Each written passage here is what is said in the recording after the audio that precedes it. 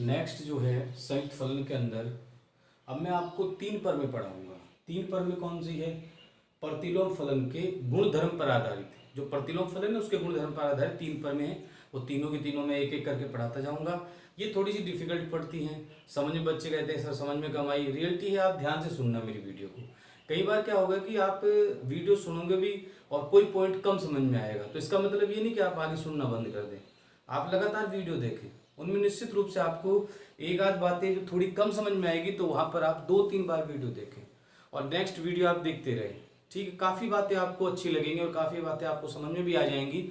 ये नहीं करना है कि अपने को वीडियो ही नहीं देखनी, ठीक है, ये नहीं करना। आप रेगुलर देखें, जैसे अब मैं ये करके दिखा रहा हूँ। देखो, आपने इसको पढ़ी भी होगी और आप मेरी बात को ध्यान से सुनना। देखो, इसको देख लो, अभी मैं पढ़ के दिखाता हूँ और समझना क्या टिप टॉप समझ में आती है। आप देखो, अच्छा देखिए क्या लिखा हुआ है। यदि f such that a tends to b, एक है कि आच्छादक फलन हो तथा f इनवर्स, इनवर्स का मतलब इसका उल्टा, b टेंड्स टू a। भाई a टेंड्स टू b का क्या बन गया? b tends to a। तो क्वेश्चन है आपके सामने, f का प्रतिलोम फलन हो तो f o f इनवर्स बराबर ib, ये जो -1 ऊपर लिखा है उसको इनवर्स बोलते हैं, बराबर ib तथा f इनवर्स ऑफ f बराबर ia, जहां ia तथा ib क्रमशः a तथा b के तत्समक फलन हैं। तो कुल मिलाकर के कहने का मतलब, देखो मैं आपको एक सीधी स्पष्ट बात बताऊं। पहले तो ये चारों पॉइंट आप आंसर में लिख लो। जैसे अपन यहाँ पर क्या लिख रहे हैं, इसका आंसर लिख रहे हैं।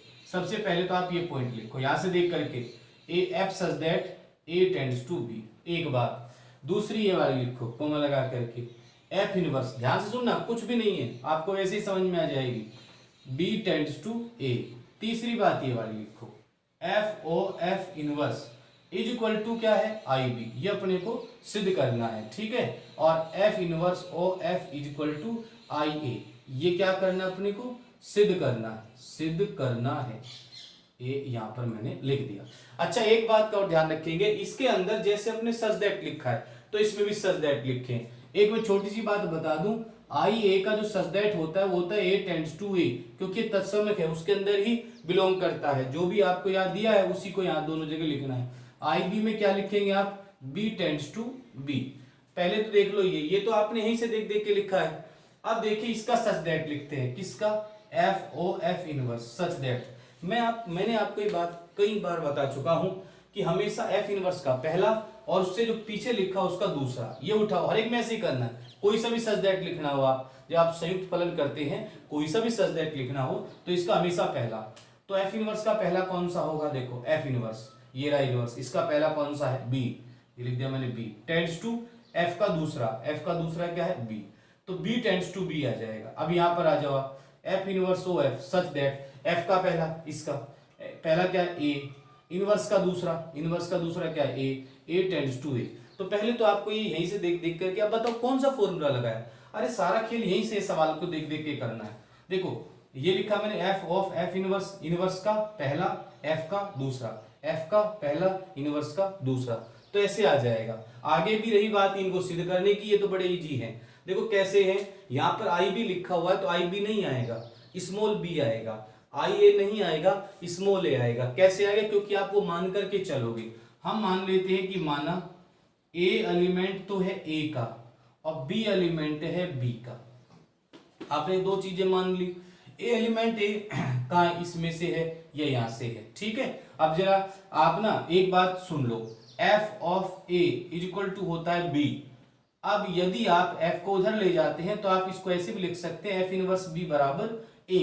बात एक ही है, एफ ऑफ ए बराबर बी, जैसे अपन लिखते थे एफ ऑफ एक्स बराबर वाई, तो वही बात है, एफ ऑफ ए बराबर बी, एफ इनवर्स बी बराबर ए। ये एफ इधर जाएगा तो इनवर्स हो जाएगा, बटे में जाता है उस टाइप से। अब सुनो, अब आप ना ये पहले वाला पॉइंट ले लो, बताओ क्या लिखा हुआ है?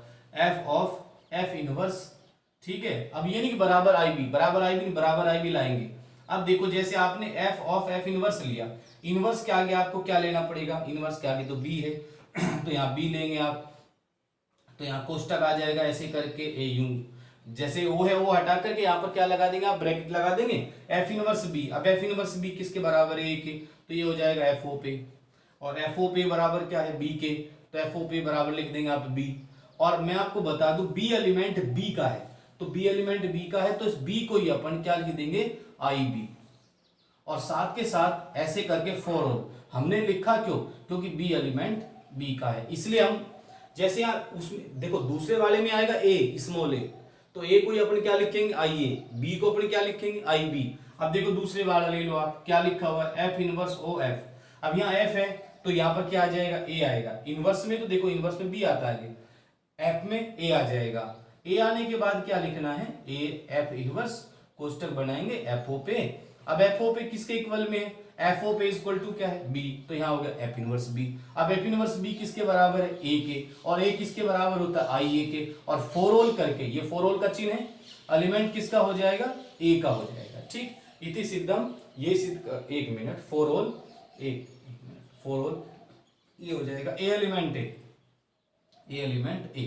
ठीक है, और देखिए आप खुद देख सकते हैं इसका आंसर क्या आया, आई बी, इसका आंसर क्या आया, आई ए। तो बिल्कुल आसान है, आराम से कर सकते हैं, कोई प्रॉब्लम है ही नहीं, बिल्कुल इजी। नेक्स्ट पर मैं लेता हूं, 2-3 बार देखें, आप समझ में आ जाएगी। देखिए क्वेश्चन है, एक एक की आच्छादक फलन का प्रतिलोम भी एक एक की आच्छादक होता है। मतलब कहने का ये है कि एक एक की आच्छादक फलन का कोई भी आप फलन मान लीजिए, उसका जो प्रतिलोम है वो भी एक एक की आच्छादक होता है। तो आपने फलन मान लिया एफ, ये आपने माना है F such that A tends to B एक एक की आच्छादक फलन है। ठीक है, और सिद्ध करना है, सिद्ध करना है, सिद्ध क्या करना है, इसका प्रतिलोम। प्रतिलोम क्या बोलेंगे अपन इसको, F inverse such that B tends to ए।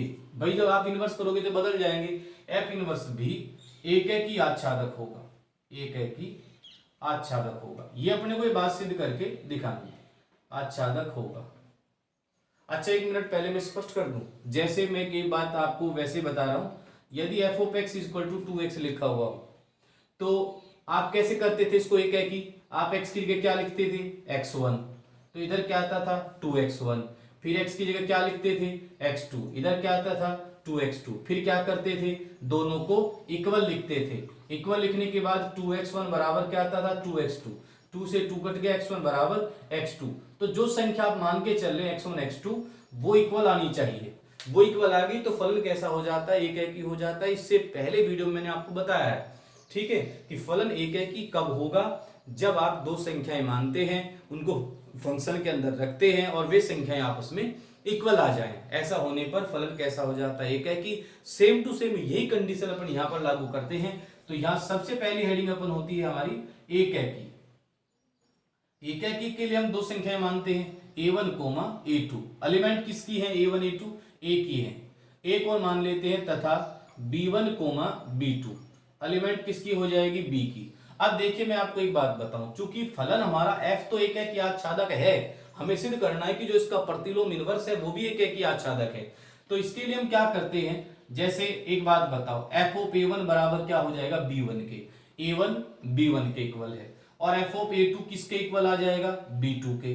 यदि मैं f को इधर ले जाऊं, इसका मतलब ये हो गया सीधा सीधा भाई कि a1 बराबर हो गया, a1 बराबर f इनवर्स b, और a2 बराबर क्या हो जाएगा, b1 और f इनवर्स b2। जो f इधर चला जाएगा तो जाहिर सी बात है भाई, सीधा हिसाब है कि f जब इधर जाएगा तो इनवर्स बन जाएगा। इनवर्स बनने पर a1 बराबर f इनवर्स b1 और a2 बराबर f इनवर्स b2। चूंकि ये तो इसमें तो सब कंडीशन है, ये एक है कि भी है और आच्छादक भी है, इसी को अपन पलट के बोल रहे हैं। अब इसमें तो क्या हो जाएगा, f ऑफ a1 बराबर f ऑफ a2 भी है, इसमें तो क्या है b1 बराबर b2 भी है, ठीक है। अच्छा इसके अंदर क्या होता जाएगा, जब देखो आप f ऑफ a1 बराबर a2, b1 बराबर b2 है, सब इक्वल है, इसमें संख्याएं भी इक्वल चाहेंगी, a1 बराबर a2 भी है, ठीक है। अब आप सब जानते हैं कि जब हम कोई भी फलन है, देखिए अपने को इसको सिद्ध करना है कि एक है कि आच्छादक है, तो हमने क्या किया, पहले फंक्शन के अंदर x1 x2 लिखे, फिर फंक्शन को इक्वल लिखा, फिर संख्या इक्वल लिखी। हमें इसको सिद्ध करना है कि क्या आच्छादक, तो हम फंक्शन को इक्वल लिखेंगे। फंक्शन को कैसे, f इनवर्स b1 बराबर f इनवर्स b2, और चूंकि b1 b2 इक्वल है, ये एक संख्या इक्वल है, तो इनसे जो आंसर आता है वो भी इक्वल ही आएगा। तो आप देख सकते हैं क्योंकि ये दोनों संख्या इक्वल है तो इनका जो आंसर होगा वो भी इक्वल ही होगा। तो इसका आंसर क्या है a1 और इसका आंसर क्या है a2, तो ये भी इक्वल होगा। और ये संख्या इक्वल होते ही हम लिख सकते हैं कि एफ इनवर्स एकैकी है।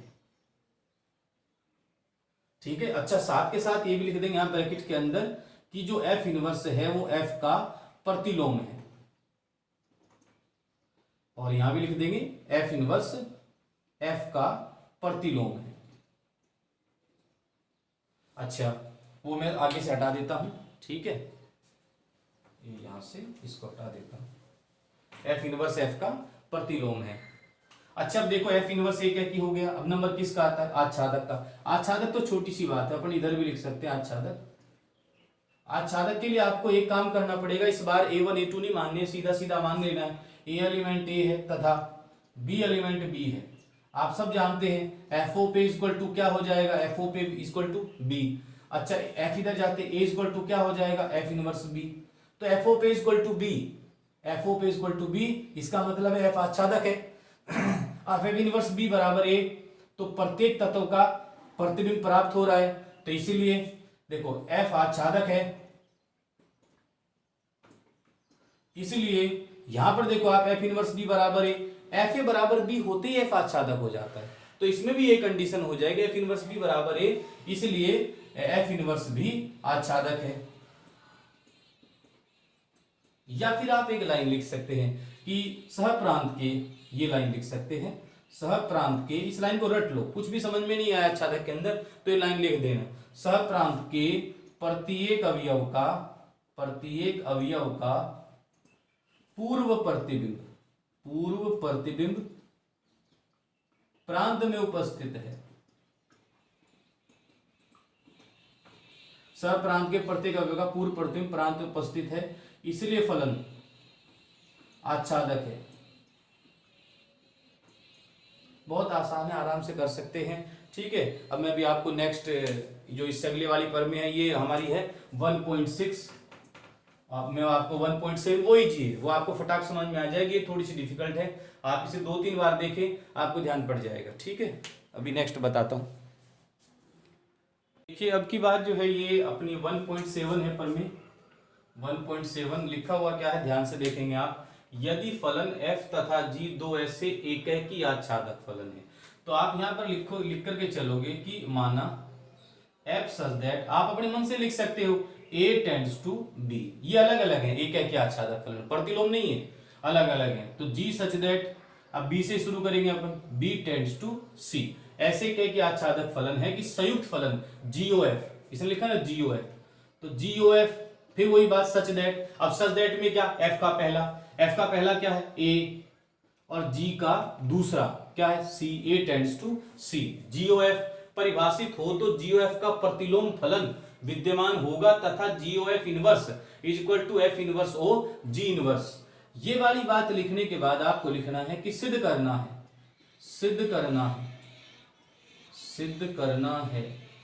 क्या सिद्ध करना है? GOF का जो इनवर्स है वो f inverse O g inverse के इक्वल है। अपने को ये वाली बात सिद्ध करनी है और बड़ा इजी है, कोई प्रॉब्लम वाली बात नहीं है। मैं आपको एक बात और बता दूं, यदि आप इसका इनवर्स लिखते हैं, जैसे आप इसका इनवर्स लिख रहे हैं, बहुत इंटरेस्टिंग है, b टेंड्स टू a पलटना है, इसका इनवर्स लिखना है, इस पलटना है, c टेंड्स टू b, आराम से लिख सकते हैं। अच्छा इसका इनवर्स लिखना हो, GOF का इनवर्स लिखना हो तो बहुत मजेदार है, c टेंड्स टू a, आपस में पलटना है, कोई प्रॉब्लम वाली बात है ही नहीं। अच्छा चलो इसका भी इनवर्स लिख करके देखते हैं, किसका, इसका क्या लिखा हुआ है, f inverse O g inverse such that. मैंने कहा थोड़ी प्रैक्टिस कराओ। g इनवर्स का पहला, हर बार मैं एक ही बात बोल रहा हूं, g इनवर्स का पहला कहां है, c। ठीक है, g इनवर्स का ये हो जाएगा पहला, और फिर इसका f इनवर्स का दूसरा क्या हो जाएगा, a, तो ये हो जाएगा c tends to a। g inverse का पहला c टेंड्स टू a। अब देखो इसका भी c टेंड्स टू a, तो कुल मिलाकर के इसका जो सहप्रांत है, ये राशि इसका सहप्रांत, ये क्या है इसका प्रांत, इसका जो सहप्रांत है ये और जो प्रांत है ये दोनों क्या है, इक्वल है। तो हम यहां ये भी लिख सकते हैं कि GOF इनवर्स तथा f inverse O g inverse के सहप्रांत व प्रांत समान है। अब आप देख ही रहे हैं भाई, ये पहले वाला तो होता है प्रांत, ये होता है सहप्रांत, इसमें देखो दोनों के दोनों क्या है, समान है, तो निश्चित रूप से आपस में बराबर ही आएंगे। कैसे आएंगे, ध्यान से लगा के सुने। अच्छा हाँ, एक चीज और बता दूं कि एफ इनवर्स उन्हीं फलनों का ज्ञात किया जा सकता है जो एकैकी और आच्छादक होते हैं। ठीक, समझ गए आप। तो एफ क्या है? एकैकी आच्छादक है। मैं आपको पहले बता दूं कि एफ एकैकी आच्छादक है, एफ एकैकी आच्छादक है, और जी भी एकैकी आच्छादक है, जी एकैकी आच्छादक है। ये है ऑलरेडी, उसने खुद ने कहा है, ये ऊपर पढ़ के देख ले आप, एफ तथा जी दो ऐसे एकैकी आच्छादक फलन है, तभी आप इनका इनवर्स ज्ञात कर सकते हैं। इसलिए एफ इनवर्स विद्यमान है, तभी तो एफ इनवर्स ज्ञात होगा। एफ इनवर्स विद्यमान है, जी इनवर्स विद्यमान है। भाई ये विद्यमान क्यों हो रहा है? क्योंकि एकैकी आच्छादक है, तभी ये विद्यमान है। आगे की आप बात सुने, बहुत इजी है, मजे में आराम से कर सकते हैं आप। अब आपको कुछ नहीं करना है, आपको तीन संख्याएं लेनी है। ए एलिमेंट ए, जो मैं हर बार ले रहा हूं, बी एलिमेंट बी एवं सी एलिमेंट सी। आपने तीन संख्याएं ली। अब आप सब जानते हैं F of A equal to क्या हो जाएगा? F of A equal to B. और देखो F of A equal to B, A equal to B, G के साथ में क्या लेंगे? G of B equal to क्या आ जाएगा? सी। इनवर्स लेना चाहें तो एफ इधर आ जाएगा, तो अपन इसको लिखेंगे एफ इनवर्स बी बराबर ए। जी में इनवर्स लेना चाहें तो जी इनवर्स सी बराबर बी। ठीक है, अच्छा ये वाली कंडीशन लेकर के चलते हैं आप। उसके बाद क्या करना है? अब आप सीधे सीधे यहां पर आ जाइए। अब मैं देखो इसको आपको सिद्ध करके दिखाता हूं। एक मिनट, जगह थोड़ी सी कम रह गई, एक सेकंड। यहां से शुरू कर लेते हैं अपन। देखिए ये क्या लिखा हुआ है? जी और एफ। पहले आप इनवर्स ज्ञात नहीं करेंगे डायरेक्ट, पहले गोफ ज्ञात करेंगे। यहां पर हम क्या ले लेंगे? ए लेंगे, तो ये हो जाएगा जी एफ ऑफ ए। अब बताओ एफ ऑफ ए किसके इक्वल होता है? F of A equal to लिखा हुआ है किसके? बी के। अब आप इस पर ध्यान रखेंगे, पूरा पूरा सारी कंडीशन यहीं से आएंगी। F of A equal to B, तो मैं यहां लिख देता हूं जी ऑफ बी, और जी ऑफ बी किसके बराबर है? सी के इक्वल है। अब देखो जी, देखो अब ये कंडीशन हो गई जी ऑफ ए इक्वल टू सी। अब गोफ को ही आप उधर ले जाओ, पूरे गोफ को, तो जैसे गोफ उधर जाएगा तो उसके ऊपर क्या आ जाएगा? इनवर्स आ जाएगा। तो कुल मिलाकर के अपन इसको ऐसे लिख सकते हैं जी ओ एफ इनवर्स, पूरे पे इनवर्स आ जाएगा। एक मिनट, जी ओ एफ पूरे पे इनवर्स आ जाएगा। और यहाँ पे क्या लिखेगा अपने? सी बराबर ए समीकरण नंबर 1 लिख करके इसको ही छोड़ देंगे। अब नंबर लेते हैं अपन इसका, इसको अपन क्या कह रहे हैं? F inverse O G inverse. Inverse G inverse क्या होता है यहाँ पर? सी। तो यहाँ क्या रख लेंगे अपन? सी लिख लेंगे। सी लिखने पर क्या होगा? एफ इनवर्स ओ की जगह ब्रैकेट आता है, और जी इनवर्स सी, जी इनवर्स सी। ठीक है, बराबर का चिन्ह लेते हैं यहाँ पर, तो ये हो जाएगा एफ इनवर्स। अब जी इनवर्स सी किसके बराबर है? बी के, तो यहाँ बी आ जाएगा। अब एफ इनवर्स बी किसके बराबर है? ए के, यहाँ ए आ जाएगा। तो आप ध्यान से देखें, हम इस बात को लेकर के चले थे, हमारा आंसर ये आया, मतलब F inverse O G inverse C बराबर ए। अब आप समीकरण नंबर 1 को देखो, गोफ इनवर्स सी बराबर ए, F inverse O G inverse C बराबर ए, तो दोनों से मान क्या आ रहा है? ए के बराबर आ रहा है। तो हम क्या लिख देंगे? समीकरण 1 व 2 से, 1 व 2 से क्या हो जाएगा? ये आपस में इक्वल हो जाएंगे। क्या? G O F inverse is equal to F inverse O G inverse. बहुत आसान है, मजे में कर सकते हैं, कोई दिक्कत है ही नहीं, आपके सामने आराम से देख ले। ठीक है, ओके, नेक्स्ट क्वेश्चन करता हूं। हाँ देखिए, ये अपना अभी मैंने आपको 3 पर में करके बताई। ठीक है, वे पर में वास्तविकता में थोड़ी सी डिफिकल्ट है, 2-3 बार सुनोगे समझ में आ जाएंगी, पर जो इस प्रश्नावली के क्वेश्चन है वो बड़े इजी है, उनमें तो कोई प्रॉब्लम है ही नहीं। अभी आप देखना इस क्वेश्चन को कितना इजी लगेगा आपको। तो ऐसा नहीं कि आप शुरुआत में वीडियो देखें और आपको लगे यार ये सवाल डिफिकल्ट आ रहा है तो आगे के सारे डिफिकल्टी होंगे। कुछ आसान भी है, कुछ डिफिकल्ट होते हैं। डिफिकल्ट में 2-3 बार सुने, आसान एक बार में समझ में आ जाएगा। जैसे आप इसको देख लें, निश्चित रूप से समझ में आएगा। क्या लिखा हुआ है? यदि ए बराबर 1 2 3 4 एवं बी बराबर ए बी सी। किताब के अंदर डी दिया हुआ नहीं है, इसलिए क्वेश्चन थोड़ा गलत छपा हुआ है, आप उसको सही कर लेना। किताब में ये 1.2 का पहला क्वेश्चन है। बी बराबर ए बी सी डी हो तो ए से बी में 4 एकैकी आच्छादक फलन परिभाषित कीजिए तथा उनके प्रतिलोम भी ज्ञात कीजिए। बड़ा आसान है, आपको सीधा सीधा लिखना है कि जैसे आपको 4 एकैकी आच्छादक फलन परिभाषित करने हैं, तो इसके लिए आप सीधा सीधे लिखेंगे F1 इक्वल टू और साथ के साथ F1 का इनवर्स, फिर आप लिखेंगे F2 इक्वल टू और साथ के साथ इसका इनवर्स, और फिर आप लिखेंगे F3 इक्वल टू और साथ के साथ इसका इनवर्स। ठीक है, तो 1 हो गया, 2 हो गया, 3 हो गया। अब 4 लिख देते हैं, 4 इधर लिख दूंगा मैं, पहले 3 लिख देता हूं। और बड़े आसान है, मैं आपको एक बात बता दूं, सुनो देखो 1 मिनट, इससे ज्यादा अच्छा समझ में आता है बच्चों को। यहां पर मैं लिखता हूं 1 2 3 4, यहां पर लिखता हूं मैं A B C और D, जैसे मैंने लिख दिया। अब देखो आप 1A 2b 3c 4d। तो ये आपका पहला फंक्शन है जो एकाकी भी है और आच्छादक भी है। तो जरूरी नहीं कि ए का प्रतिबिंब ए ही हो, ए का प्रतिबिंब दो बी भी हो सकता है, 2 का सी हो सकता है, 3 का डी हो सकता है, 4 का ए हो सकता है। तो ये कंडीशन भी बन सकती है। तो ऐसे हमें यूं पलट पलट की कंडीशन बनानी। जैसे देखो F1 के अंदर में लिख रहा हूं, F1 में क्या है, पहला तो अवयव होता है, दूसरा प्रतिबिंब होता है, पहला x का मान, दूसरा y का मान। तो हमने यहां 1 लिखा, 1 का क्या हो गया a, अच्छा 2 का b और कॉमा लगाते रहे, 3 का c, 4 का d। तो ये आपका पहला फलन हो जाएगा जो एकाकी और आच्छादक होगा। इसके बाद आपको क्या करना है, इसको पलट देना है। पलटते ये कैसा हो जाएगा, इसका इनवर्स हो जाएगा, a1 b2 c3 और d आगे आ जाएगा 4। ठीक है, a b c d और 1 2 3 4। अच्छा अब रही बात F2 की, तो आप F2 में क्या करो, इनको आपस में क्रॉस कर दो। क्रॉस कैसे, ये देखो आप a, इनको आपस में, कोई जरूरी थोड़ी कि 1 का a ही प्रतिबिंब होगा, आप 2 का a कर दो और ये इससे अलग हो जाएगा।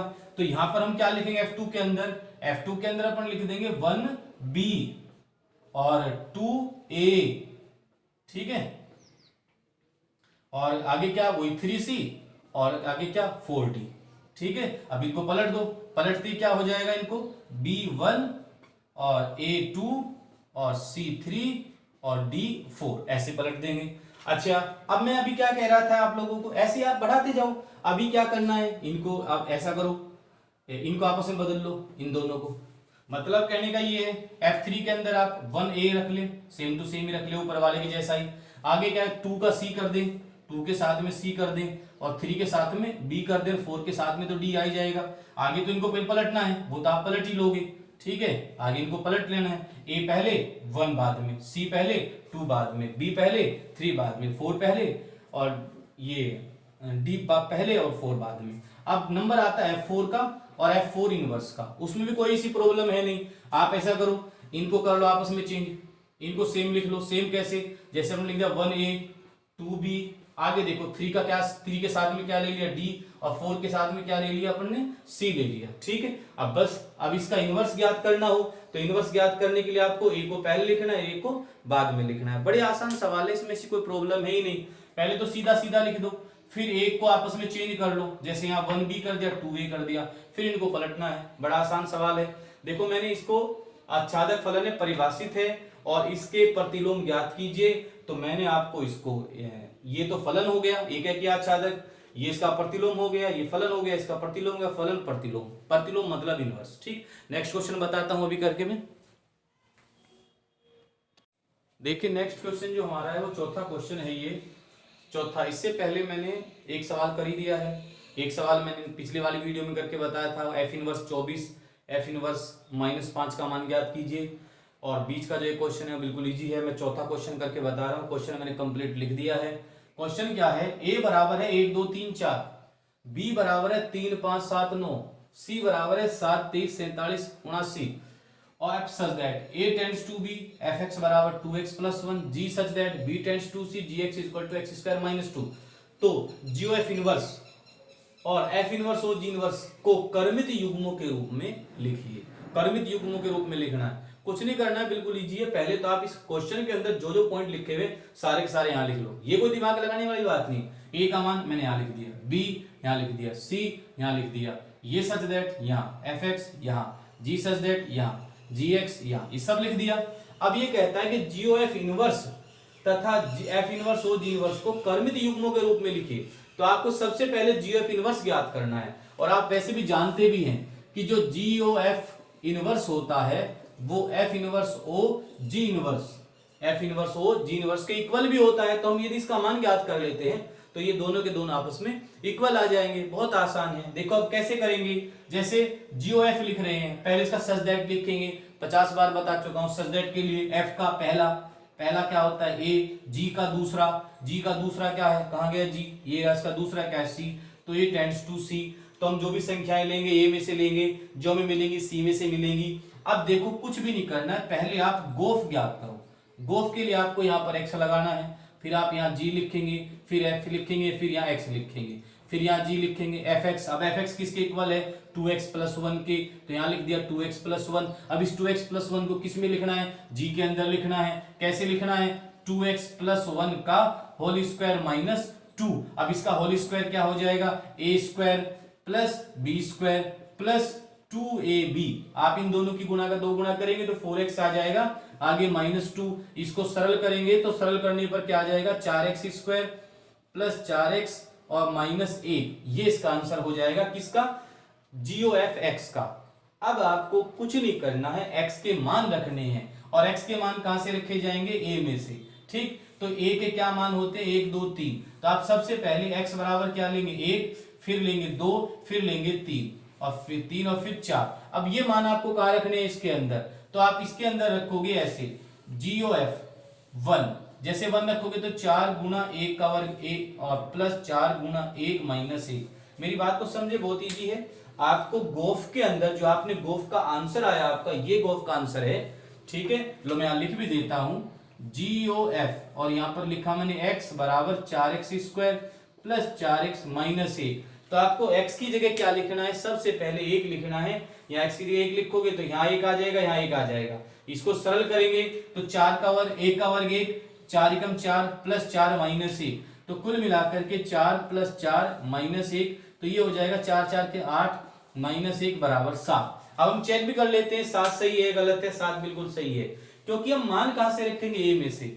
आंसर कहां से आएंगे, c में से। हम 1 रखेंगे आंसर 7 आएगा, हम 2 रखेंगे आंसर 23 आएगा, 3 रखेंगे आंसर 47 आएगा, 4 रखेंगे आंसर 79 आएगा। ठीक है, अब देखो जैसे मैं यहाँ पर GOF यहाँ 2 ले लेता हूं तो 4 गुना 2 का वर्ग प्लस 4 गुना 2 माइनस 1। 2 का वर्ग 4, 4 चौक 16 प्लस 8 माइनस 1। 16 और 8 कितने हो जाएंगे 24 माइनस 1। कुल मिला के कितना है 23, वो तो आना ही था। फिर उसके बाद हम ले लेते हैं गोफ यहाँ पर 3। यहाँ जगह 4 गुना 3 का स्क्वायर प्लस 4 गुना 3 माइनस 1। तो 3 3 9 चौक 36 प्लस 12 माइनस 1, तो कितने हो जाएंगे 48। तो 48 में से 1 जाएगा, कितने बचेंगे 47। उसके बाद अपन क्या ले लेते हैं गोफ यहाँ पर 4। तो 4 इंटू 4 का स्क्वायर प्लस 4 इंटू 4 माइनस 1। 4 का वर्ग 16, 16 चौको 64 प्लस 16 माइनस 1, तो ये हो जाएंगे 80। तो 80 माइनस 1 बराबर क्या हो जाएगा 79। तो ये देखो आराम से ज्ञात किए जा सकते हैं। अब रही बात इनको कर्मित युग्मों के रूप में लिखने की, तो कर्मित युग्मों के रूप में आप कैसे लिख सकते हैं, यहीं पर लिख के दिखा देता हूं मैं आपको। GOF का कर्मित युग्म, का क्रमित युग्म देखो कैसे लिखते हैं। कर्मित युग्म के अंदर पहले आप मतलब कोष्टक बनाएंगे, उसके बाद आपने पहले क्या संख्या लिखी 1, आंसर क्या आया 7। फिर आपने लिखी 2, आंसर आया 23। फिर आपने संख्या लिखी 3, आंसर आया 47। फिर लिखी 4, आंसर आया 79। तो ये कर्मित युग्म हो गए, GOF का है, उसके इनवर्स का नहीं है। यदि आपको उसका इनवर्स लिखना हो, GOF इनवर्स का कर्मित युग्म लिखना हो, तो सीधा सीधा इनको पलट देना है। 7 पहले 1 बाद में, फिर उसके बाद 23 पहले 2 बाद में, उसके बाद 47 पहले 3 बाद में, 79 पहले और 4 बाद में। ऐसे करके 79 पहले आ जाएगा, बाद में 4 आ जाएगा, तो ये इसका इनवर्स हो जाएगा। फिर आपको ये लाइन लिखनी है क्या, GOF इनवर्स बराबर F इनवर्स OG इनवर्स बराबर क्या लिखा जाएगा, F इनवर्स OG इनवर्स। तो ये दोनों वैसे भी इक्वल होते हैं, तो जो इसका कर्मित युग्म होगा वो इसका कर्मित युग्म हो जाएगा। बिल्कुल इजी है, स्क्रीनशॉट ले सकते हैं, आराम से देख करके पढ़ सकते हैं, इसमें कोई प्रॉब्लम है ही नहीं। ठीक, नेक्स्ट क्वेश्चन करता हूं। ओके,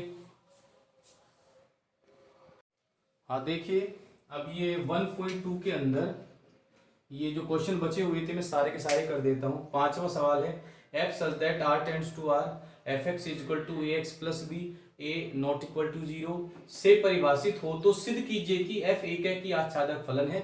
f इनवर्स का सूत्र भी ज्ञात कीजिए। बहुत आसान है, कुछ नहीं करना है, एक की आच्छादक सिद्ध करना है, बिल्कुल इजी। कुछ देखो आप 5वां क्वेश्चन है, फटाफट करके बताता हूँ।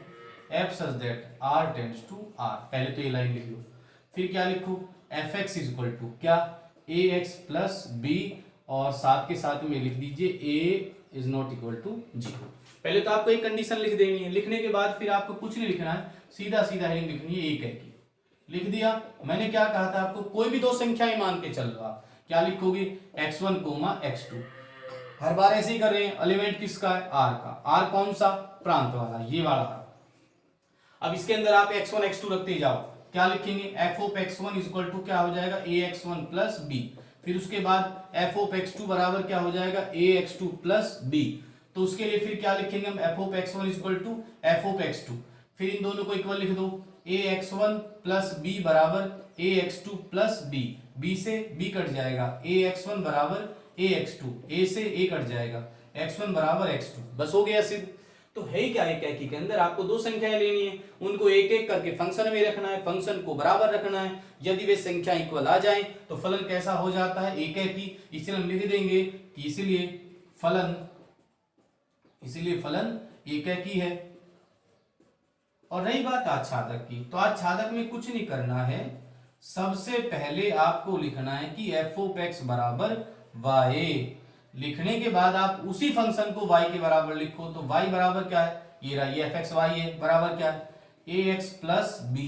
अब आप इसको x बराबर कर दो तो b इधर जाएगा, तो क्या लिखेंगे अपन y माइनस बी बराबर ax, उसके बाद x बराबर y माइनस बी बटा a, इस मान को आप वापस फंक्शन के अंदर रख दो, ये रहा फंक्शन मतलब फलन, तो f ऑफ x का मान क्या है y माइनस बी बटा a, ठीक है, तो इसके अंदर रख दो, तो क्या आ जाएगा a into y minus B बटा ए प्लस बी, a से a कट गया, y minus B plus B, b से b कट गया, आंसर क्या आया y।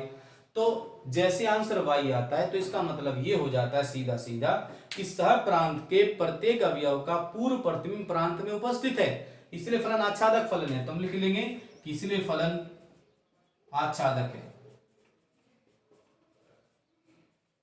दूसरी बात हो गई। तीसरी बात कहता है कि एफ इनवर्स का सूत्र लिखिए। रही बात एफ इनवर्स की, एफ इनवर्स के लिए बड़ा इजी एफ इनवर्स, ये जो आपने अभी एक्स बराबर ज्ञात किया है ये एफ इनवर्स ही है। आप क्या लिखोगे, देखो इधर, चूंकि एफ ऑफ एक्स बराबर क्या होता है वाई, तो एक्स बराबर क्या हो जाएगा एफ इनवर्स वाई, और हम सब जानते हैं कि x बराबर हम ज्ञात कर चुके हैं, बताओ क्या ज्ञात कर चुके हैं y माइनस बी बटा ए, ये हम x बराबर ज्ञात कर चुके हैं, और ये x ही किसके बराबर है f इनवर्स y के, तो हम क्या लिखेंगे f इनवर्स y बराबर y माइनस बी बटा ए, ये किसके पदों में है y के पदों में है। यदि आप इसी को x के पदों में लिखना चाहें तो f inverse x equal to क्या हो जाएगा x माइनस बी बटा ए एन एस। ये कह रहा है कि f इनवर्स का सूत्र लिखिए, तो f इनवर्स का मान ये आ जाएगा। देखो f इनवर्स तभी ज्ञात किया जा सकता है जब फलन एक एकी और आच्छादक हो, तो आप ऐसे कर सकते हैं। नेक्स्ट लेता हूं मैं इसमें दूसरा सवाल पढ़े आप, छठा।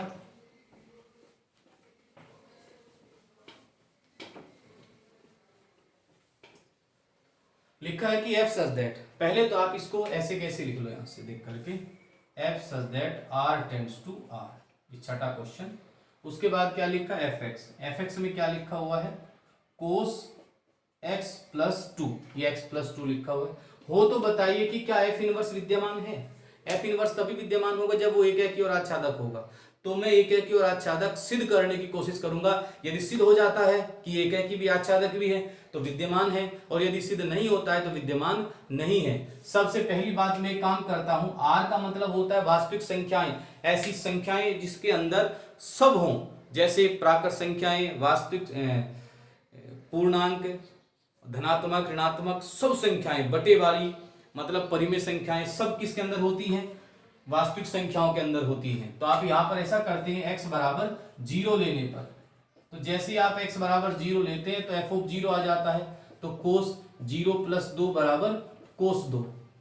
यदि आप x बराबर 2 पाई लेते हैं, x की जगह 2 पाई ले लेते हैं, तो x की जगह 2 पाई लिखते ही ये क्या हो जाएगा कोस 2 पाई प्लस 2। बात को समझे, मैंने दो संख्याएं ली हैं, एक 0 और एक 2 पाई। 0 लेने पर मेरा आंसर क्या है कोस 2, कोस 2 का कोई मान नहीं लिखना आप लोगों को। फिर क्या लिया मैंने 2 पाई, तो कोस 2 पाई प्लस 2, तो कोस 360 प्लस थीटा बराबर कोस थीटा, तो बराबर कोस 2। अब आप ध्यान दें, 0 तथा 2 पाई का एक प्रतिबिंब जो सामने आता है वो प्रतिबिंब होता है, ये प्रतिबिंब है और ये अवयव है। तो 0 तथा 2 पाई का एक प्रतिबिंब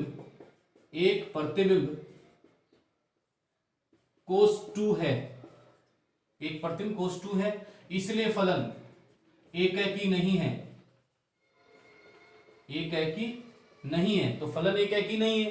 अभी कह रहा है कि क्या एफ इनवर्स विद्यमान है, तो आच्छादक तो छोड़िए, जब एक ही नहीं है इसलिए एफ इनवर्स विद्यमान नहीं है।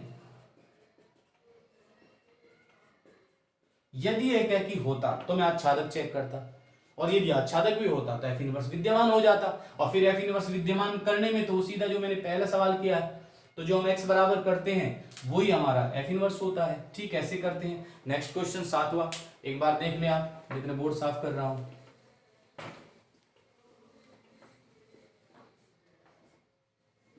देखो यहां पर क्या लिखा हुआ, एफ इनवर्स ज्ञात करो यदि विद्यमान हो, फिर वही बात आ गई, यदि विद्यमान। विद्यमान कब होगा, जब वो एक ही और आच्छादक होगा, जबकि F such that A tends to B. आप जो भी संख्याएं उठाएंगे कहां से उठाएंगे, ए में से, और आपको आंसर किस में मिलेगा, बी में मिलेगा। तो कुल मिलाकर के देखो यहाँ ए में क्या लिखा हुआ है, मैं ऐसे करके समझाऊंगा इसको, ये ए है और इधर लिख देता हूं मैं बी। ठीक है, ये मेरा पहला पार्ट है 7वें का। अच्छा, ए में क्या लिखा हुआ है, 0, -1, -3 और 2। इधर क्या लिखा हुआ है, 1 मिनट जरा मैं चेक कर लूं, -9 और -3, 0 और 6, ये बी में है। ऐसे a टेंड्स टू बी है। अब जरा देखिए यहां पर सिर्फ लिखा fx equal to 3x, fx equal to क्या लिखा हुआ है, 3x लिखा हुआ है। तो आपको कुछ नहीं करना है, x देखो ये किसके मान होते हैं, मैंने शुरू में बता दिया था, ये x के मान होते हैं और ये y के मान होते हैं, ये अवयव होते हैं और ये प्रतिबिंब होते हैं, ये प्रतिबिंब है, ये अवयव है। तो आप यहां से x के मान उठाओ, पहले आपने x का मान क्या लिया, 0, तो f ऑफ 0 3 गुणा 0, आंसर क्या है 0, तो 0 का प्रतिबिंब 0। फिर आप x की जगह क्या लो, -1, तो जैसे आप x की जगह -1 लोगे तो आंसर आएगा -3, तो -1 का आंसर क्या हो गया, -3, ये हो गया। तो ये इसका प्रतिबिंब है। ऐसा नहीं कि भाई सीधे सीधे ये इसका प्रतिबिंब होगा, तिरछे भी हो सकते हैं। एक क्वेश्चन मैंने अभी थोड़ी देर पहले किया भी था। फिर आप -3 लेते हो, x बराबर जैसे -3 लोगे तो x की जगह -3, यहाँ -3 लिखोगे आप, ए यहां पर आप -3 लिखोगे, यहां -3, तो 3 तिया 9, तो आंसर आएगा -9, तो -9 इसका प्रतिबिंब हो गया। तो आप x बराबर क्या लोगे, 2, तो यहां पर क्या आ जाएगा, f ऑफ 2 बराबर क्या आ जाएगा 6, तो 2 का क्या हो जाएगा 6। अब आप जरा ध्यान से देखें, इधर के सारे अवयवों के इधर प्रतिबिंब प्राप्त हो गए हैं, इसलिए दिया गया फलन एक की भी है और आच्छादक भी है। इधर कोई बचा ही नहीं है तो आच्छादक भी है और एक अवयव का एक प्रतिबिंब है, तो इसलिए फलन क्या है, एक की भी है। तो हम यहां नीचे लिख सकते हैं कि इसलिए फलन एक की तथा आच्छादक है। ऐसा चित्र बनाने के बाद फिर कुछ लिखने की जरूरत नहीं रहती, एक की तथा आच्छादक है। कहता है एफ इनवर्स ज्ञात कीजिए। आप एफ इनवर्स तो तभी ज्ञात होगा जब आपको एफ का पता होगा। अब एफ क्या है, देखो बहुत आसान है। आपने क्या संख्या ली, 0, 0 से क्या प्राप्त हुई, 0, तो यहाँ आएगा 0,0। फिर आपने क्या संख्या ली, -1, तो आपको कौन सा मान प्राप्त हुआ, -3। फिर आपने क्या संख्या ली, -3, मान कौन सा प्राप्त हुआ, -9। फिर आपने क्या लिया, 2, आंसर क्या आया 6, तो ये f बराबर हो जाएगा। अब कहता है एफ इनवर्स ज्ञात कीजिए, तो एफ इनवर्स ज्ञात करने में आपको कुछ भी नहीं करना है, इनको पलट के लिख दीजिए, 0,0, -3 पहले लिख लो, -1 बाद में, -9 पहले, -3 बाद में, 6 पहले, 2 बाद में, तो ऐसे लिखते हुए जाना है। तो ये क्या हो जाएगा, ये f है और ये f इनवर्स है, सेम टू सेम ही आप इसमें करोगे। इसके अंदर क्या होगा कि ये एक की तो है परंतु आच्छादक नहीं है। क्यों नहीं है, देखो मैं आपको उसको रफली बता देता हूं क्योंकि बहुत लंबी वीडियो बन जाएगी, तो इसको मैं थोड़ा सा ऐसे ही बता दूंगा, आप खुद ही देख लेना। ये देखो आप, एक सेकंड, यहां से पूरा ही हटाना पड़ेगा ये, तो ये देखो आप थोड़ा सा मौखिक ही समझ लियो, यहाँ बता देता हूं मैं, 1 मिनट, और ये रही यहाँ क्या, 1 3 5 7 9, 1 3 5 7 9, उधर क्या है 0 1 9 25 49 और 81, ये लिखे हुए हैं। अच्छा, अब ये कहता है कि fx इक्वल टू x², लिख दिया। अब देखो आप इन संख्या, कुछ नहीं करना, ये संख्याएं हैं, इनका क्या करना है आपको, वर्ग। पहले तो 3 की गुणा करनी थी, क्या करना है, वर्ग। तो बताओ 1 का वर्ग क्या हो जाएगा, 1, 3 का वर्ग 9, 5 का वर्ग 25, 7 का 49, 9 का 81, परंतु 0 बताओ किसका वर्ग है, किसी का भी नहीं है। तो इसका मतलब यह फलन एक की तो है क्योंकि एक अवयव का एक प्रतिबिंब है, परंतु यह फलन आच्छादक फलन नहीं है क्योंकि यह फलन अंतरछेदी फलन है। ये किसी का भी प्रतिबिंब नहीं है। सहप्रांत के प्रत्येक अवयव का पूर्व प्रतिबिंब उपस्थित नहीं है। आप बताइए सहप्रांत में जीरो का पूर्व प्रतिबिंब क्या है? ये पूर्व प्रतिबिंब होते हैं, ये प्रतिबिंब होते हैं, ये अवयव होते हैं, ये प्रतिबिंब होते हैं। तो जीरो का पूर्व प्रतिबिंब नहीं है तो फलन आच्छादक नहीं है, तो एफ इनवर्स विद्यमान नहीं है। अब चलिए इस पर आते हैं थर्ड वाले पर, ए बराबर बी बराबर आर। इसके अंदर तो क्या था, संख्याएं सीधी सीधी लिखी हुई थी, ये संख्याएं नहीं लिखी हुई है, सीधा लिखा ए बराबर बी बराबर आर। मतलब ए भी आर है, बी भी आर है। आर का मतलब वास्तविक संख्याएं, तो सब कुछ वास्तविक लिया गया है, मतलब बहुत ज्यादा संख्याएं होती हैं। तो हम यहाँ लिख देंगे F such that R tends to R, और यहाँ लिख देंगे एफ एक्स इक्वल टू क्या है, एक्स की पावर 3। अब ये कहता है कि क्या इसका एफ इनवर्स ज्ञात किया जा सकता है? बिल्कुल, पहले चेक कर लेते हैं एक एकी है या नहीं है। तो सबसे पहले हेडिंग क्या आती है, एक एकी। एक एकी में बहुत आसान है, आपको दो संख्याएं माननी है, x1 और x2। किस एलिमेंट की? r की। r क्या है? प्रांत है। फिर आपको ये मान इसके अंदर रखने हैं, f ऑफ x1 बराबर क्या हो जाएगा, x1 की क्यूब। फिर f ऑफ x2 बराबर क्या हो जाएगा, x2 की क्यूब। फिर आप क्या करोगे, इनको इक्वल लिख दोगे। यो मैंने लिख दिया, देखो आप ध्यान से देखो, f ऑफ x2 तो x1 की क्यूब बराबर x2 की क्यूब, क्यूब से क्यूब कट गया, x1 बराबर x2, इसलिए फलन एक एकी है। अब उसके बाद कौन सी हेडिंग आएगी, आच्छादक। तो जैसे हम यहाँ पर क्या लिखेंगे, आच्छादक। तो मैंने अभी थोड़ी देर पहले एक सवाल किया भी था, f ऑफ x बराबर क्या होता है, y। तो y बराबर क्या है, x की पावर 3। तो x बराबर क्या हो जाएगा, y की पावर 1/3। आपको ये मान वापस फंक्शन के अंदर रखना है। f ऑफ x, x की जगह क्या लिखोगे आप, y की पावर 1/3 बराबर y की पावर 1/3 की पावर 3। 3 से 3 कट के आंसर क्या आया, y। इससे पहले भी मैंने सवाल, आप जरा वापस देख लेना 5वें क्वेश्चन को, इसमें भी मैंने ऐसे ही किया था, इसमें भी आंसर मेरा y ही आया था। और y आते ही मैं हमेशा लिखता हूं कि यह फलन आच्छादक फलन है, इसलिए फलन आच्छादक फलन है, ये मैंने लिख दिया, आच्छादक फलन है। अब ये कहता है कि एफ इनवर्स भी ज्ञात करो। तो एफ इनवर्स के लिए आपको पता ही है, एफ इनवर्स तो ज्ञात हो चुका है। एफ एक्स बराबर क्या होता है, वाई। एक्स बराबर क्या होता है, एफ इनवर्स वाई। अब एक्स का मान तो हम यहाँ पहले से ज्ञात कर चुके हैं, देखो वाई की पावर 1/3। तो एफ इनवर्स वाई बराबर वाई की पावर 1/3, ये वाई के पदों में, और यदि आप इसको एक्स के पदों में लिखते हो तो F inverse X equal to हो जाएगा एक्स की पावर 1/3। तो और एक्स एलिमेंट किसका है, आर का है, ठीक है। अच्छा, तो ये कहता है इसका प्रतिलोम ज्ञात कीजिए, एफ इनवर्स ज्ञात कीजिए। तो मैंने बता दिया एक्स की पावर 1/3, बस ये करना था। Thank you.